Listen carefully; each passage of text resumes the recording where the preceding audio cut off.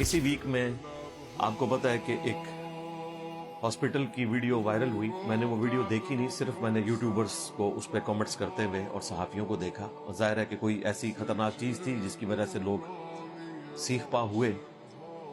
اب یہ پتہ نہیں کون سے ڈاکٹرز ہیں جن کی کوئی تربیت نہیں ہوئی اور انہوں نے اس طریقے سے اس ویڈیو کو سوشل میڈیا پہ ڈال دیا, جو کہ ایک بہت بڑا جرم ہے, ایتھیکلی بھی اور قانوناً بھی.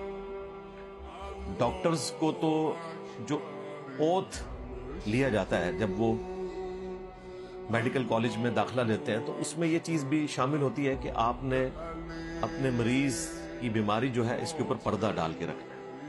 حتیٰ کہ آپ انسانی تاریخ میں دیکھیں کہ بڑے بڑے طبیب ہو گزرے ہیں جنہوں نے پوری پوری زندگیاں جیلوں میں کاٹ لی, اسی سبب سے کہ انہوں نے حاکم وقت کی بات نہیں مانی.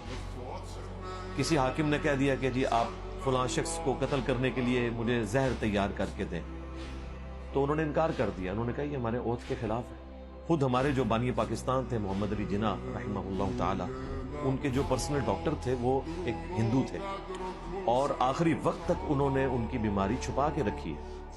ادروائز چند مہینوں کی گیم تھی اور یہ پاکستان بننے کا معاملہ کٹائی میں پڑ سکتا تھا, لیکن انہوں نے اگرچہ ایک ریلیجن کا ڈیفرنس تھا اس کے باوجود ان کی بیماری کو چھپا کے رکھا. اب ان کے ساتھ جو قانوناً معاملہ ہونا ہے وہ تو ایک الگ چیز, ایٹ لیسٹ ان لوگوں کی جابز تو چلی جائیں گی. ظاہر ہے قانوناً انہوں نے ایک جرم والا معاملہ کیا, لیکن ساتھ ہی ساتھ اس سے باقی لوگوں کو عبرت حاصل کرنی چاہیے. سب سے پہلے تو یہ لوگ خود عبرت حاصل کریں کہ کیا یہ اپنے حق میں اس کو درست سمجھیں گے کہ اپنی ماں, بہن, بیٹی کی اس قسم کی کوئی ویڈیو وائرل کریں جو انہوں نے دوسروں کے ساتھ کرنے کی کوشش کی.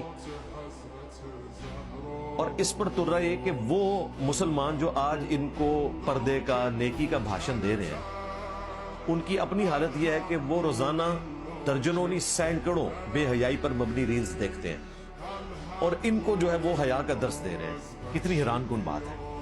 تو اپنے ان گناہوں سے بھی توبہ کریں.